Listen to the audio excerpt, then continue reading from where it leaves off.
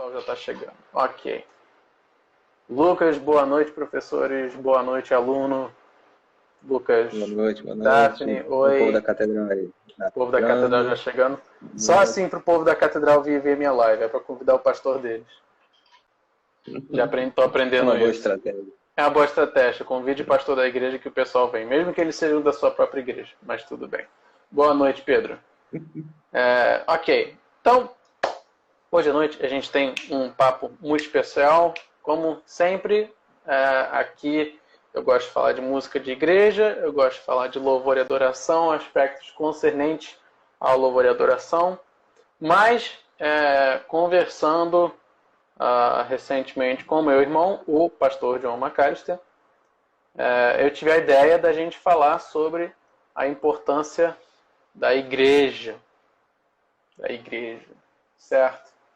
Então, a gente quer mexer um pouco no assunto de trazendo eclesiologia para o louvor. Louvor para a eclesiologia. E eu acho que é muito importante a gente falar isso porque é algo que às vezes passa batido, que é a importância de louvar em igreja. Você vê, Ministério Nove Marcas, do Mark Dever, tem marca sobre tudo. Tem sobre pregação, sobre discipulado, sobre evangelismo, mas não tem uma marca sobre louvor. Não tem uma marca sobre louvor de igreja. Não tem uma marca sobre música de igreja. Então, vamos botar aqui a 10ª marca da igreja saudável, ou não, mas por aí vai. Então, Pastor John, vamos, antes de começar, a gente tem que botar uns termos aí, umas definições base, para a gente conseguir conduzir a conversa, creio eu. Então, a primeira definição é, a seu ver, como você definiria louvor? Estrito senso, música, senso mais macro, culto inteiro. O que é louvor dentro do contexto cristão, da vida do cristão? Bem, louvor é todo ato de reconhecimento da glória, da perfeição, da majestade de Deus, né? Quando nós compartilhamos palavras de louvor, de elogio, de apreço a pessoas a quem prezamos, um parente, um professor, um mentor, nós estamos reconhecendo virtude, excelência naquela pessoa que nos cativa, que nos inspira, que nos eleva de uma certa forma, né? Aspiramos ser como aquela pessoa, admiramos aquela pessoa, e isso transborda em palavras de gratidão, de elogio, de admiração, de louvor. E nesse aspecto somos criaturas feitas para isso, feitas para adoração, né? E não existe ser mais glorioso, mais digno do nosso louvor que o nosso Criador e Senhor. Então, posto de maneira mais ampla, né, abrangente, louvor é isso, é reconhecimento e rendição à perfeição e à beleza de Deus. Isso pode tomar muitas e muitas formas. A forma mais associada à palavra louvor são as palavras que nós dirigimos a Deus, quer em oração, quer em cânticos, quer a sós com Deus, quer no culto doméstico ou no culto público, de reconhecimento direto de Deus, né? As suas qualidades, o que nós cantamos, como oramos, como falamos com Deus. Tudo isso constitui louvor. Louvor é especialmente isso. Mas não é somente isso. Há muitas outras maneiras em que nós reconhecemos a Deus, né? Que não apenas com nossas palavras, cânticos e orações. Mas isso certamente é um componente essencial do nosso louvor a Deus. Ok. Então, como que, agora, na prática, como que um indivíduo louva a Deus de maneira geral? Quais são, digamos, atos de louvor ou práticas de louvor individuais? Responsabilidade de todo cristão. Eu acho que ainda num ponto elementar, né? É bom que o próprio Senhor Jesus definiu isso para nós, né? o seu diálogo com a mulher samaritana lá em João capítulo 4. Né? Diz que Deus está à procura de adoradores que o adorem em espírito e em verdade. Que em contexto da passagem da Bíblia, parece ser um reconhecimento das verdades de Deus, né? Uma rendição, na verdade, de quem Ele é, na pessoa do seu Filho Jesus Cristo, mas não só um reconhecimento cognitivo, intelectual, mas todo o nosso afeto, né? Todo o nosso coração, nosso espírito, uma rendição por inteiro a Ele, de mente, de coração, de todo o nosso ser. Então, o louvor começa primeiramente no coração, acho que isso é importante, né? Pegando os atos que nós descrevermos, enumerarmos de louvor, né? Precisam partir primeiramente do coração, porque se o louvor não envolver todo o nosso ser, todos os nossos pensamentos, afetos e desejos, então é apenas religiosidade, é apenas uma performance, e não louvor de fato, né? O louvor que Deus deseja é um reconhecimento da glória dele, né? Da sua verdade, da sua bondade, da sua beleza, o que envolve todo o nosso ser. Isso se manifesta biblicamente de várias formas, né? A mais elementar sendo o reconhecimento da verdade de Deus na sua palavra. Então, quando nós abrimos a Bíblia para ouvir a voz de Deus nos falando nas Sagradas Escrituras, isso é um ato de louvor. Nós estamos reconhecendo que Deus nos falou, nos fala por meio da sua palavra, que é ali que encontramos a verdade a seu respeito. Então, a leitura bíblica, quer individual, quer em família, quer em culto público, e por conseguinte a pregação da palavra, o ensino da palavra, o estudo da palavra é um dos principais atos de louvor de um cristão.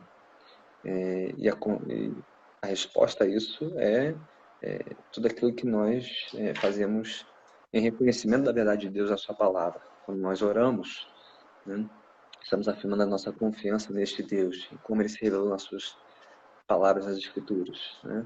Quando nós cantamos, estamos exaltando as virtudes de Deus expressas na sua palavra. Né? Então, esses seriam os atos mais elementares do louvor de um cristão. Né? Ler a palavra, ouvir a palavra, orar a palavra, cantar a palavra. De novo, quer ele esteja na sós, no seu quarto, no seu momento devocional, quer ele reúna na família, em culto doméstico, quer ele esteja reunido em culto público, né? Independente do cenário e do quórum. Esses são os elementos básicos do louvor de todo cristão. Eles orbitam em torno da palavra de Deus, porque é ali que Deus se revela, se faz conhecida a nós para que possamos responder com o nosso louvor. Então, de novo, esse é o elementar, né? Mas há muitas ramificações, desdobramentos desses princípios, né? A partir daí. Então, você diria que é uma responsabilidade do cristão, não de maneira legalista, mas um dever cultivar uma vida de louvor. Em outras décadas, talvez mais do que hoje em dia, falava-se muito em adoração e louvor é um estilo de vida e não só um ato. Que tem lá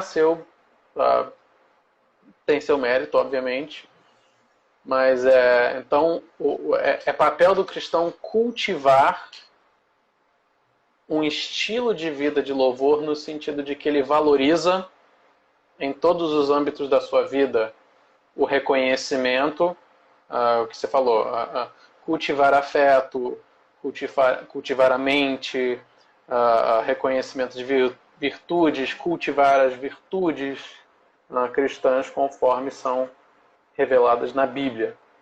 E também na oração. Quando a gente vai a Deus, a gente deposita a fé em alguém, não deixa de ser um ato de reconhecimento, um ato de louvor também. Certo? Então, isso em âmbito individual. Agora vamos expandir um pouco para dentro da casa, do lar. O que é o louvor em família? Qual que é o papel, quais são os objetivos do louvor em família? De novo, acho que os princípios são os mesmos, né? Em todos os âmbitos do nosso louvor, quer individual, familiar ou congregacional, e só talvez tome uma proporção uma expressão um pouquinho diferente, né, em cada âmbito. Mas no âmbito familiar, por exemplo, aqui em casa, né? E louvo a Deus por esse tempo de quarentena, onde eu tenho podido intensificar isso com a minha família, né? Começar e terminar o dia assim, né? Logo depois do café da manhã e de novo depois da janta. Reunir os filhos ao redor da mesa ou na sala de estar para abrirmos a palavra de Deus, lermos a palavra de Deus, conversarmos sobre a palavra de Deus, ou seja, as nossas conversas são sobre o que Deus está revelando de si mesmo, a sua palavra, né, o que estamos aprendendo com Ele. E a partir dali é isso que vai dirigir as nossas orações em família, uns pelos outros, pelos nossos parentes, pelos membros da igreja, pela nossa nação, pelo mundo. E normalmente começa e termina com um ou dois cânticos. Então, e sim, no peito do desafinado também bate um coração. Não importa se a família é desafinada ou não. Mas, de novo, acho que foi a W. Tozer quem disse, né, que o cristão que não louva a Deus 7 dias na semana, não louvará a Deus um único dia na semana. Ou seja, louvor deve ser o ritmo diário da nossa vida, quer em casa, quer no templo, com a igreja, né? Não é uma coisa ou outra, né? Então, o culto familiar é isso, não é, uma reprise ou uma encenação do culto público. Não vai ter ofertório, não vai ter Santa Ceia, não vai ter batismo, não vai ter anúncios, mas terá o que? A leitura da Bíblia, né? Conversa sobre a palavra de Deus, sobre o Evangelho, orações e cânticos. Né? É isso que você deve esperar no novo familiar.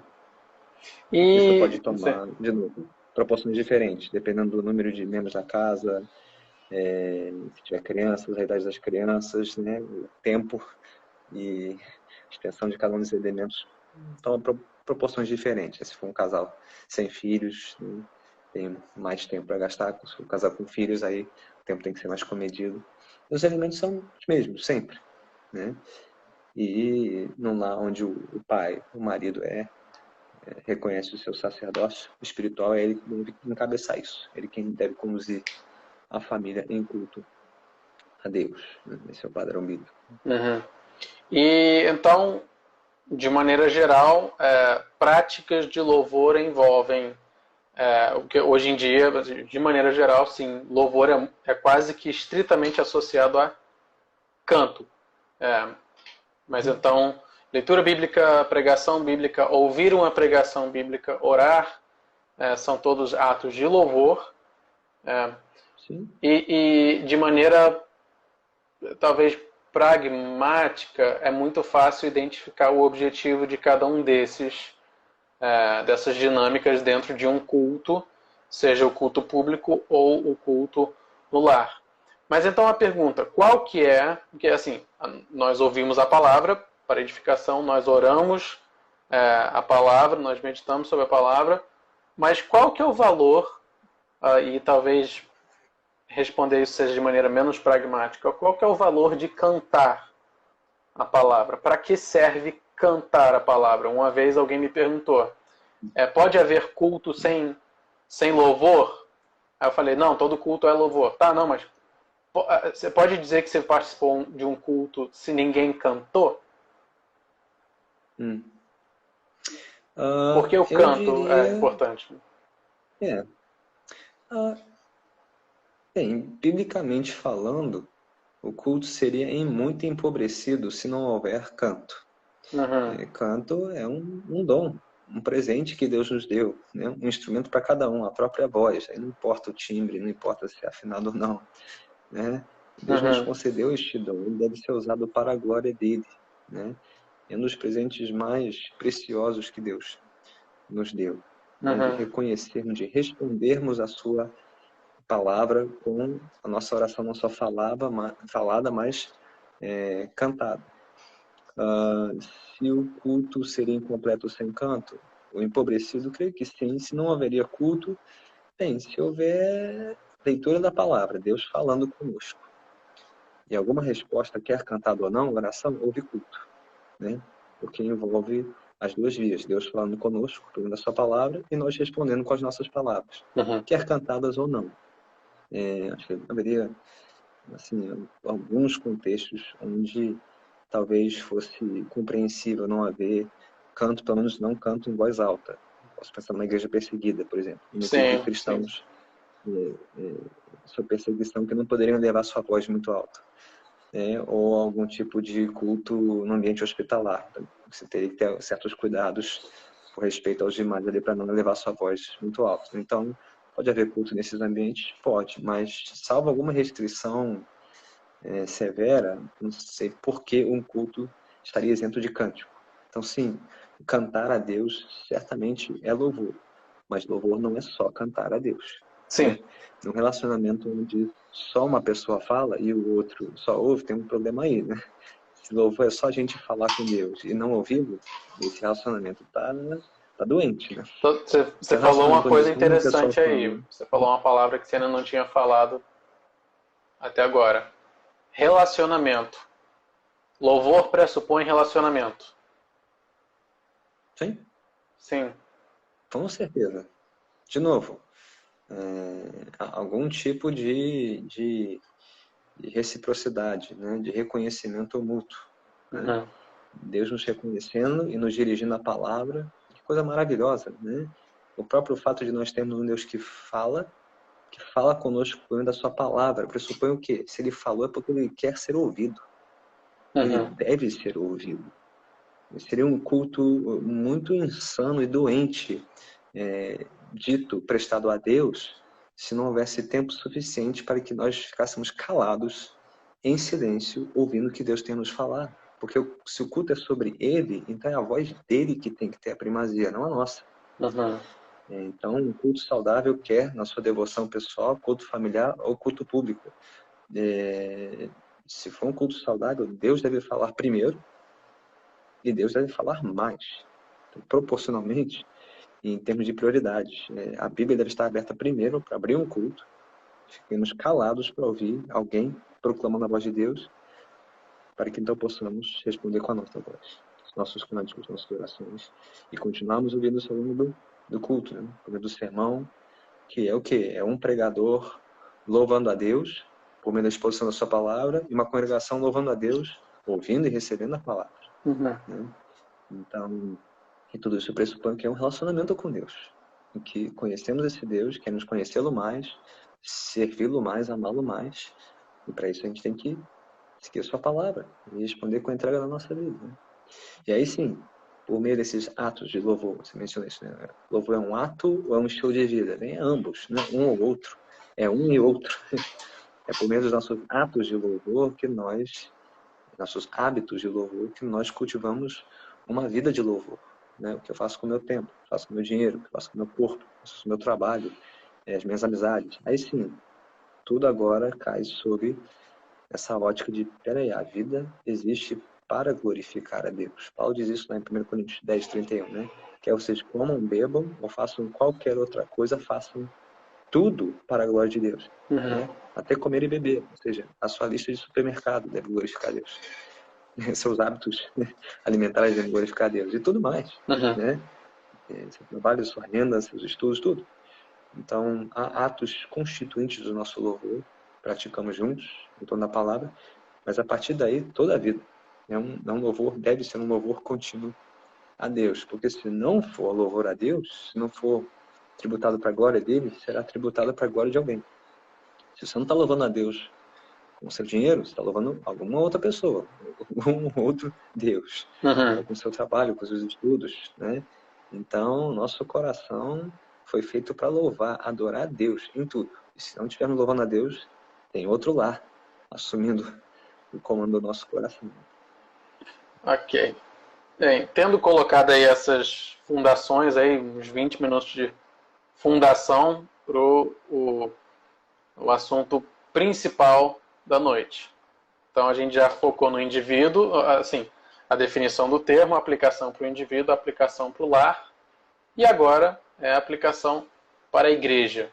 E é uma pergunta que eu creio que nas atuais circunstâncias se torna ainda mais importante.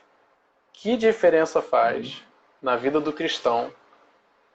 Qual o propósito, o benefício, a função do louvor congregacional da igreja reunida, da Assembleia dos Santos, numa igreja, num lar, num culto público, que seja, numa reunião, Assembleia dos Santos? Bem, de novo, se Deus estivesse contente em só receber o nosso louvor individual e familiar, Ele poderia ter parado aí na sua revelação e dito, continue fazendo isso a sós, no seu quarto, continue fazendo isso família e isso será o suficiente. Mas não. É uma ideia divina reunir vários indivíduos de várias famílias em um único lugar para lhe prestar culto. Esse princípio você vê ao longo das Escrituras, né? Desde o louvor público coletivo de Israel, né, perante o tabernáculo, perante o templo em Jerusalém, as grandes festas do calendário de Israel na Cidade Santa, até a reunião da igreja no primeiro dia da semana, já a partir de Atos dos Apóstolos, para compartilhar a palavra, a oração, comunhão, partir do pão, né? Primeiramente nos ambientes domésticos, familiares, depois no ambiente do templo, mas sempre num ambiente coletivo. Então, aprove a Deus que Ele juntasse o povo de Deus para dar testemunho coletivo da sua glória em um ajuntamento público, né? Então, eu acho que esse é um tripé importante, né? Eu acho que o Jason Helopoulos, que é o autor do Culto em Família, Uma Bênção à Sua Espera, que as edições Vida Nova disponibilizaram nessa quarentena de graça, né? Que fala do tripé, né?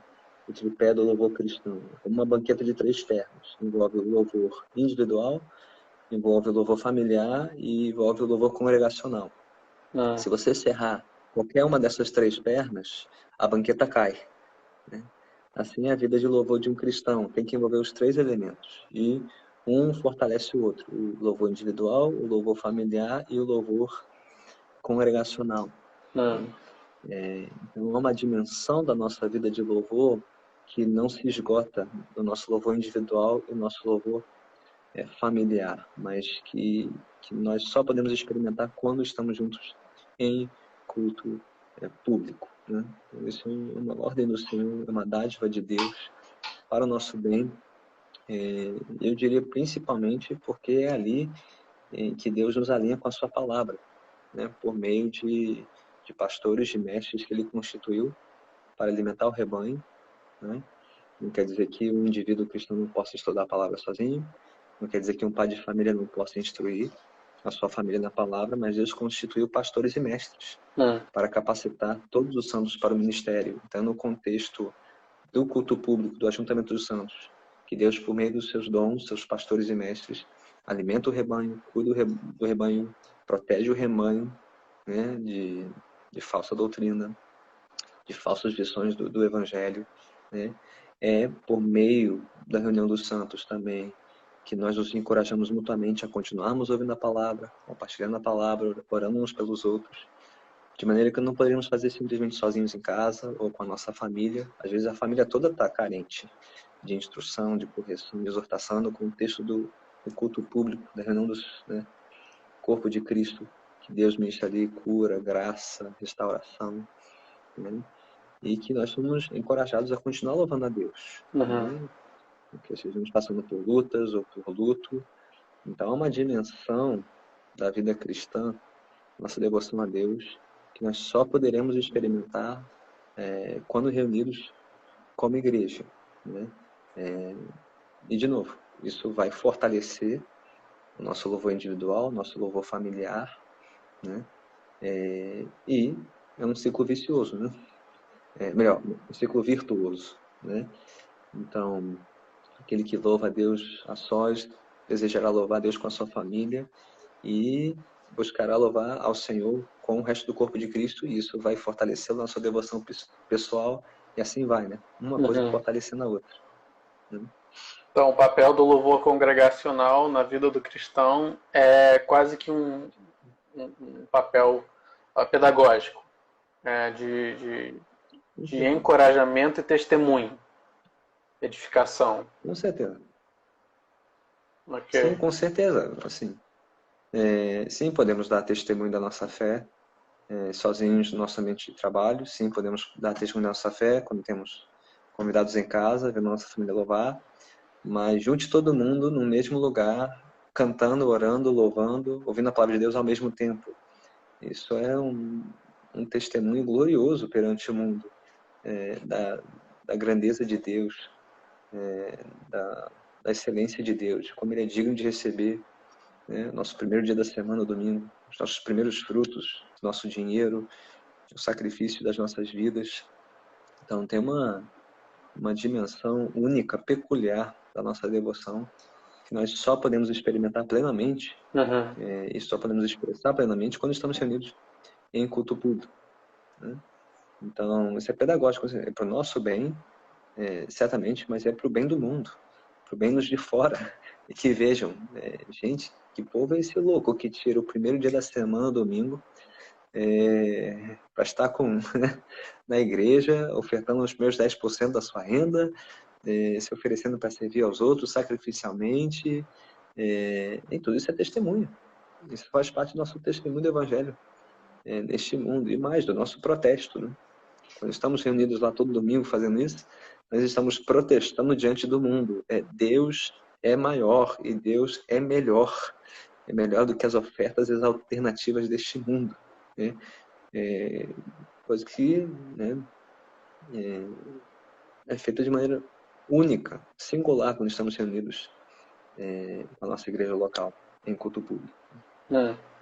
Agora, eu queria olhar para essa pergunta de uma maneira mais pentecostal, porque afinal nós somos herdeiros de uma tradição pentecostal, somos pentecostais reformados, literalmente escrevemos um livro, ou no caso você e o pai escreveram um livro sobre o assunto. Então, existe no pentecostalismo clássico, existe quase que um entendimento místico a respeito da Assembleia dos Santos, né? Deus está aqui, Deus habita naquele lugar, o Espírito está naquele lugar. A gente falou agora da função e do propósito do louvor de maneira bem objetiva, pragmática, podemos falar assim, mas existe alguma parcela espiritual? Existe alguma ação sobrenatural do Espírito Santo exclusivo à reunião dos santos, à assembleia, ao culto público? Existe alguma manifestação do Espírito exclusiva?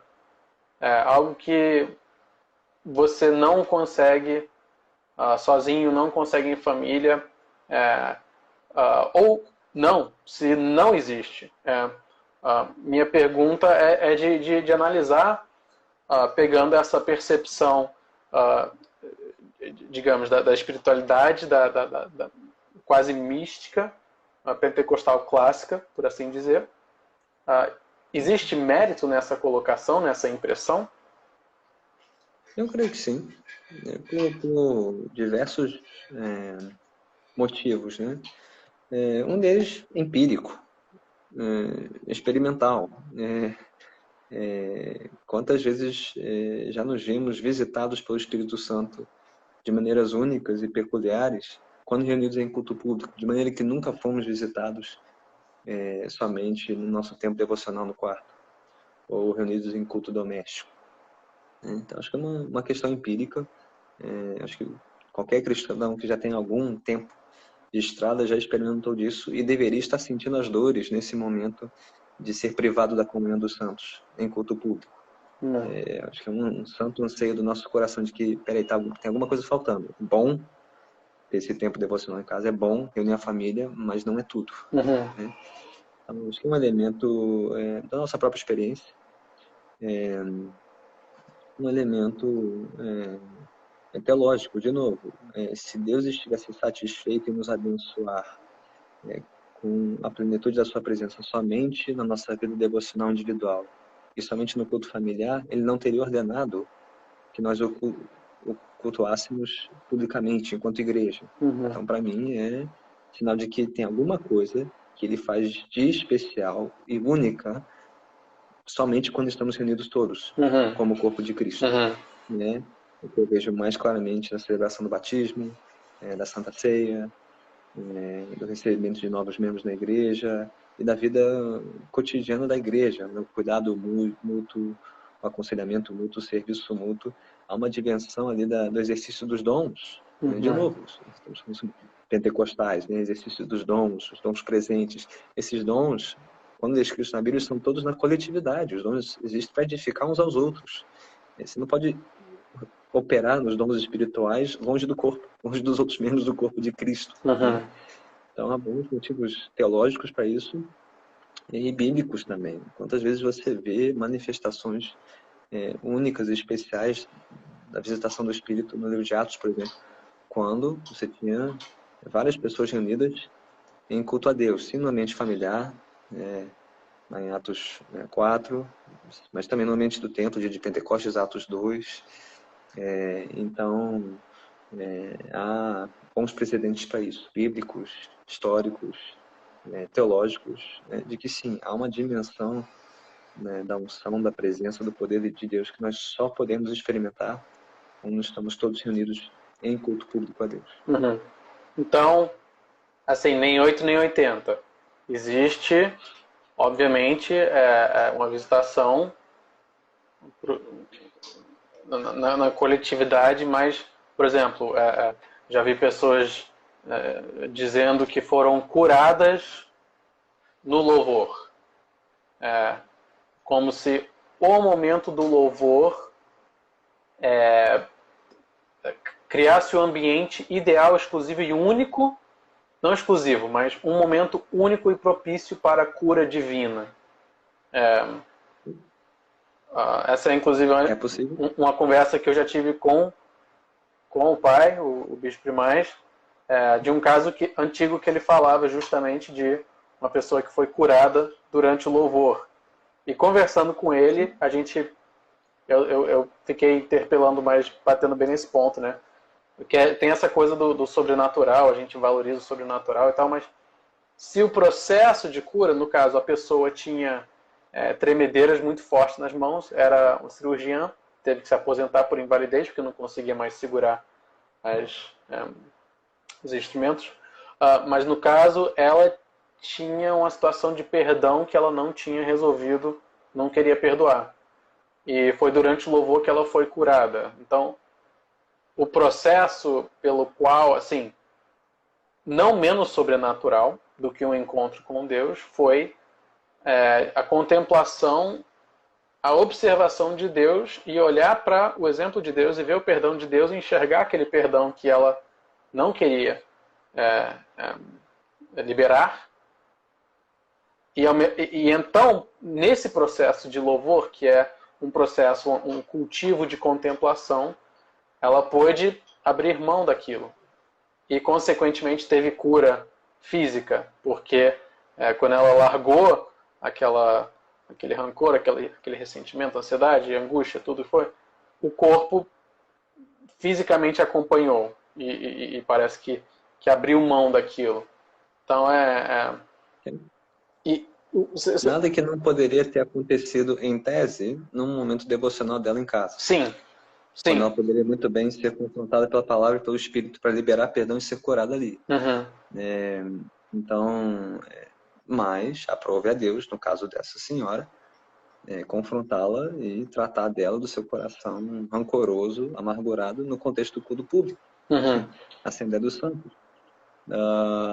Então, a gente está falando sobre a liberdade da soberania de Deus, né? O que ele quer fazer, quando quer fazer, mas certamente em reconhecimento da glória dele, da soberania dele, sua majestade e misericórdia, que ele trata de questões do nosso coração, né? E, sim, é uma dimensão disso que nós só experimentamos em culto público, certamente. Agora você tocou num assunto aqui que olha lá, eu nem fiz a pergunta e já tocaram na pergunta. Cadê aqui o Cláudio? E o falar em línguas durante a ministração do louvor é muito comum, o que o senhor acha? Tá. Sim. Segura aí, Cláudio. Minutinho. Que eu ia fazer essa pergunta, só que pouquinho mais ampla. Você falou, manifestação de dons espirituais no culto público. Manifestação do Espírito por meio de dons. Então, acompanhando essa linha de sobrenatural, vamos falar dos dons mais... olha lá, o Pedro já pulou aqui. Opa, se eu não me engano, o Pedro já me fez essa pergunta antes. Vamos falar sobre a manifestação de dons espirituais no culto público, no momento do louvor, cantado, ou no momento da palavra, que seja. E vamos tratar dos dons mais extraordinários, digamos, talvez os 3 maiores, né? Cura, línguas e profecia. Certo? Cura, línguas e profecia. Como que é a maneira biblicamente correta, padrão bíblico, para a manifestação desses dons em culto público? Cura, línguas e profecia. Acho que a manifestação correta é aquela que segue a prescrição da palavra de Deus. E Paulo é muito claro ali, a partir de 1 Coríntios 12, né? De que os dons são concedidos todos eles pelo mesmo único Deus, pelo mesmo único Espírito, visando ao bem comum, a edificação de todos, né? Uhum. Que nos mostram que dons não podem ser usados, né, em laboratório, em isolamento, por assim dizer. Eles foram concedidos por Deus à sua igreja, aos membros, para o bem de todos, o que envolve a interação com todos, né, o serviço uns aos outros, né, visando o bem de todos, a edificação dos outros, e não a autopromoção, autorrealização, autossatisfação, mas sempre o bem do outro. É para isso que Cristo concedeu dons à sua igreja, para a edificação do corpo. Por isso que creio que os dons estão todos em atividade, porque o corpo ainda precisa de edificação. Né? Então, é nesse contexto de edificação mútua que Deus opera a multiplicidade dos seus dons, né? Como Ele quiser, quando Ele quiser. Então, no contexto de enfermidade, de carências do corpo, ou da mente ou da alma, aprove a Deus conceder dons de cura, né? É um sinal da manifestação das bênçãos do seu reino, né? Uma antecipação dessas bênçãos, né? Um dia estaremos na glória onde não haverá mais enfermidade, nem dor, nem tristeza, mas até lá Ele nos concede provar dos dons de uma era vindoura, né? Ele não está obrigado a curar, mas Ele tampouco está impedido a curar. Então, a manifestação mais saudável dos dons de cura hoje tem alguém enfermo na sua igreja, você sabe disso, ore por ela. Ore com fé, até que Deus mostre, né, revele o contrário, de que Ele não quer curar essa pessoa, até que Ele responda definitivamente, que é pelo falecimento da pessoa, ou por outros meios. Continue orando, continue intercedendo, para que Deus possa curar, restaurar essa pessoa. Não peça com presunção, Deus não está obrigado a curar quem quer que seja, mas peça com fé. Firme expectativa de que Deus pode e quer curar, né? No contexto de profecia, de palavras proféticas, né? Há também instruções muito claras sobre isso, né? De que tais palavras, quando vindas do Senhor, devem ser submetidas ao juízo da igreja, né? Especialmente na figura dos líderes, dos pastores, né? Que podem melhor discernir, né? O que de fato vem do Senhor, não. Então, se Deus está te movendo em profecia, sabe que se isso é para o bem do corpo, se Deus vai falar com você, vai falar com os outros, vai falar com os pastores, né? Para confirmar ou não essas palavras. Então, antes de querer compartilhar palavras assim, no ambiente de culto público, procurar pessoas mais maduras da fé, líderes da igreja, os pastores, para submeter essas palavras, a gente possam ser julgadas e compartilhadas ou não com o corpo, né? Isso está em Tessalonicenses 5, né? Não apaguem o espírito, não desprezem as profecias, mas julgue tudo, retenha o que é bom. E no contexto de línguas, idem, né? Línguas que Paulo descreve como uma linguagem de oração, uma linguagem de louvor, mas que para o bem comum, para servir a edificação do corpo, carecem de interpretação, né? Então, Paulo é muito claro em 1 Coríntios 14, né? E se não houver interpretação, que o adorador fique calado, né? É impróprio, né? Falar em línguas ou ministrar em línguas em culto público sem interpretação, porque não está servindo à edificação do corpo. Veja que o princípio é o mesmo. Edificação do corpo, serviço, né, proveitoso para todos, né? Senão virou outra coisa. Você usou aí o termo interação, né? É na interação que os dons são manifestos. Então, e se o que a gente também, da herança pentecostal, você vê muita profecia no microfone, profecias, por exemplo, sei lá, ministros de louvor, pastores ou não, dizendo: nós liberamos cura, nós liberamos vida sobre esta casa, sobre essa igreja nesse momento. Você acha que essa é uma atitude imprudente? Se a gente deve, se profecias devem ser submetidas à liderança, você acha que um líder com o microfone na mão deveria ter muito mais cuidado ao profetizar, já que no caso ele tem que submeter a si mesmo a palavra recebida? Eu acho que quem quer que seja que dirija a palavra à congregação, da forma que for, quer abrindo um culto, quer fazendo uma oração, quer pregando um sermão ou compartilhando uma palavra de profecia, tem que pensar muito bem no que vai falar, né? Então, acho que a regra de Eclesiastes 5 é muito clara. Deus está nos céus e nós na terra, por isso falemos pouco. Porque quando a gente começa a falar demais, a gente começa a falar o que não deve.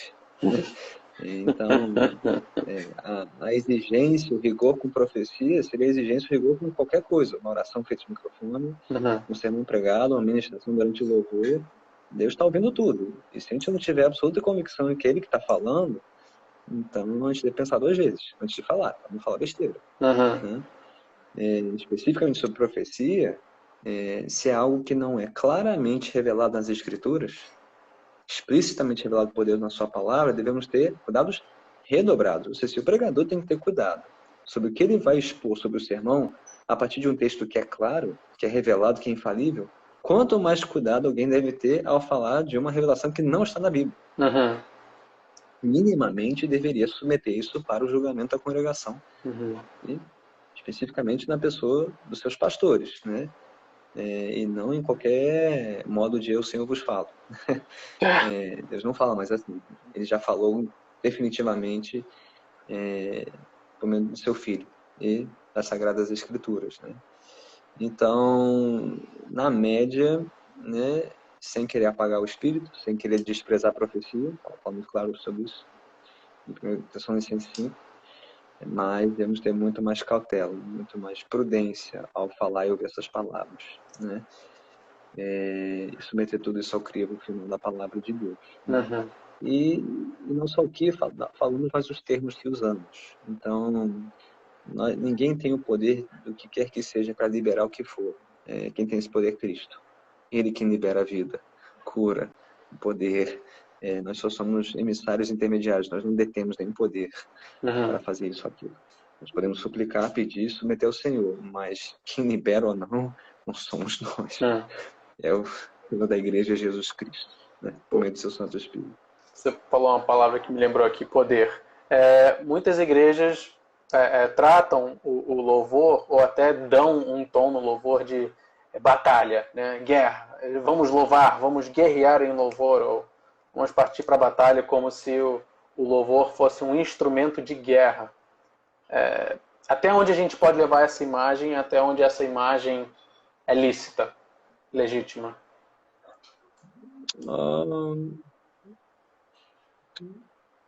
Acho que ela é uma boa imagem, não é a única imagem que nós temos na Bíblia. Então, quando você abre o livro dos Salmos, você vê uma variedade de cânticos e orações ali, e não só de imprecação, de confrontação de inimigos e adversários, né? Então, a linguagem, as imagens bélicas, né, de guerra são uma imagem, não são a única, nem a principal imagem que é usada na Bíblia para descrever louvor. Mas não deixe de ser. uma imagem legítima, né? E é principalmente guerra, não é do lado de fora, é guerra do nosso próprio coração. Então, na verdade, é guerra contra nós mesmos? Sim, porque louvor é principalmente sobre renunciarmos à nossa glória para reconhecer a glória de Deus, né?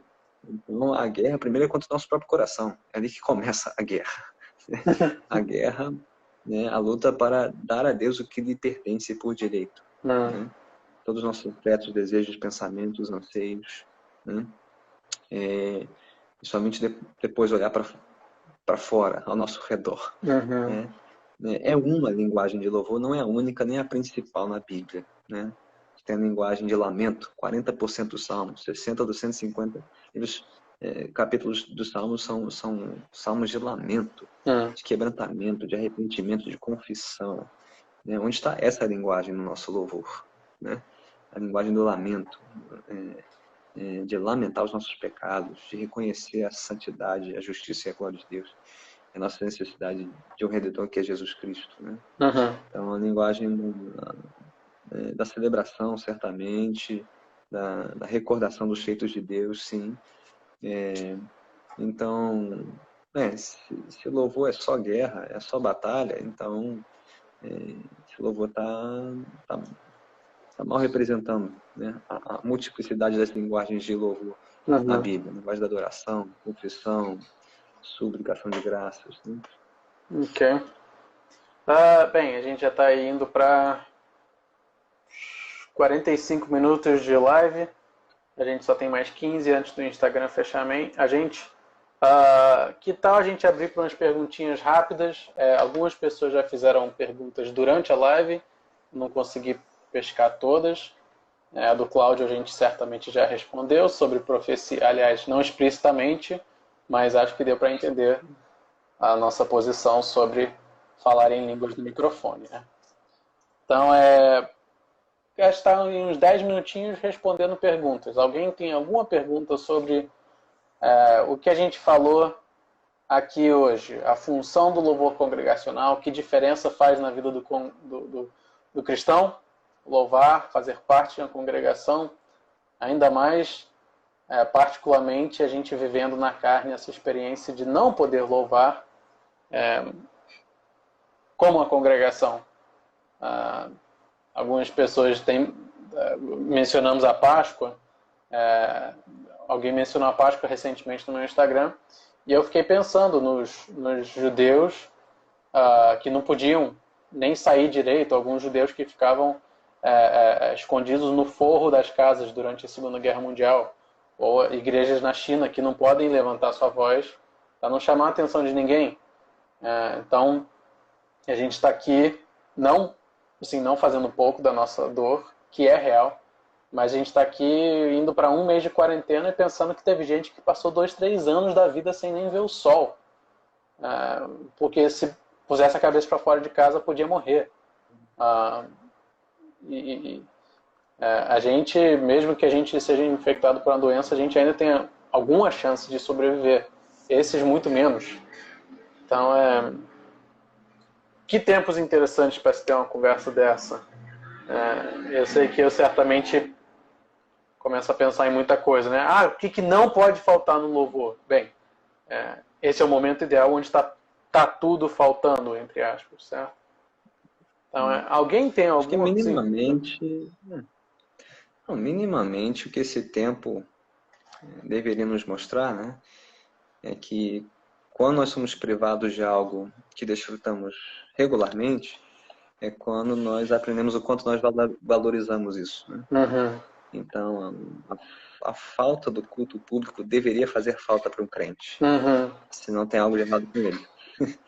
Se ele não aceita com o resto da família de Deus e o povo de Deus, então tem algo nos seus afetos, nos seus desejos, nas suas prioridades que não estão alinhadas com a palavra de Deus. Agora, a falta do culto público sentida demais pode ser um problema também? Que você falou, o fato de alguém não sentir falta do culto público é um problema.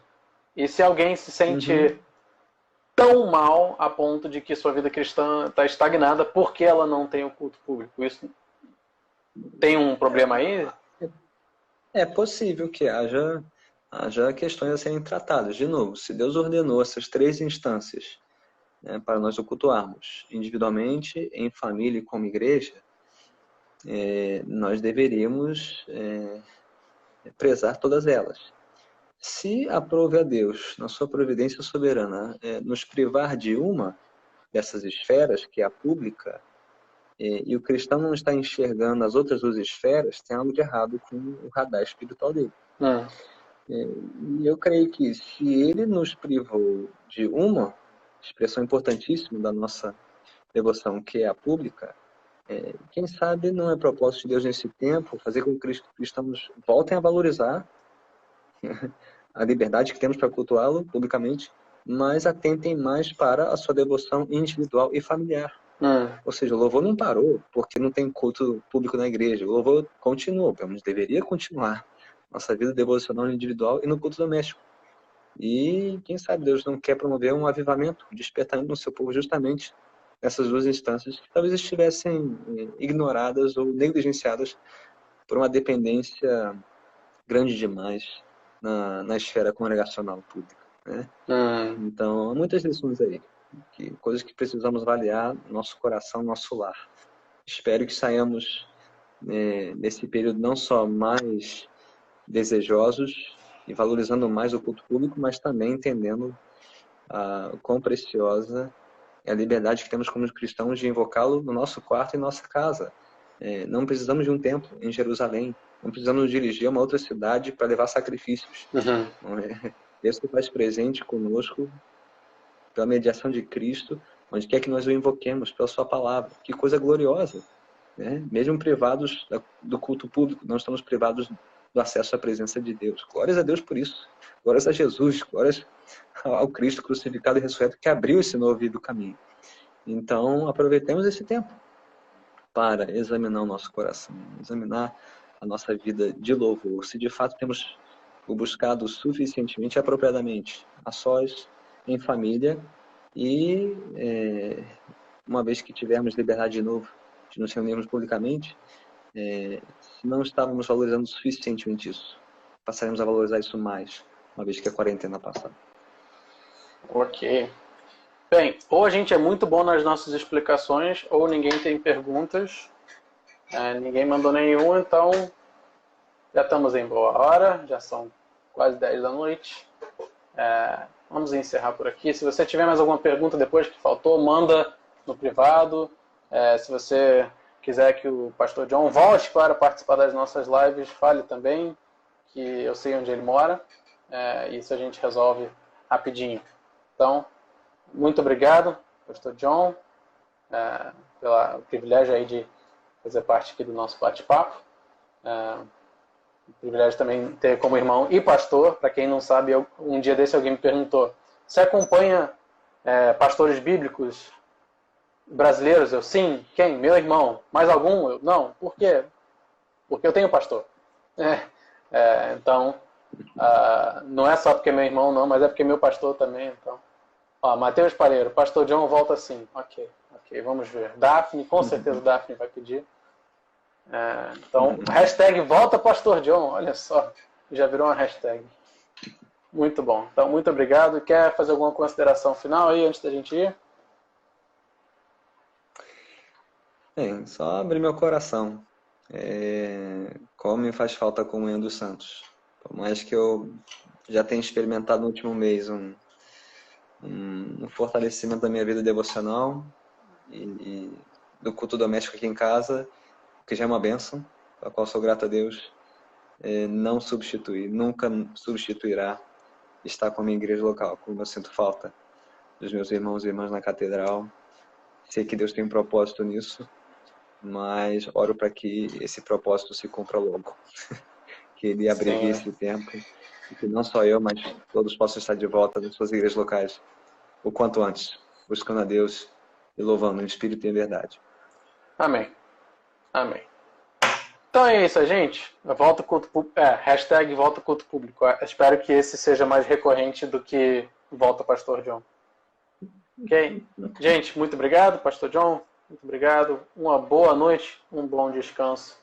para todos. Se você chegou no meio da live, está disponível por 24 horas aqui no Instagram. Se você gostou disso, manda para alguém. Segue o Pastor John, segue eu. Pastor John não usa tanto assim Instagram, então o melhor jeito de fazer ele usar o Instagram é ele voltando para participar de live comigo. Fica a dica. Boa noite, gente. Até mais. Um abraço. Boa noite.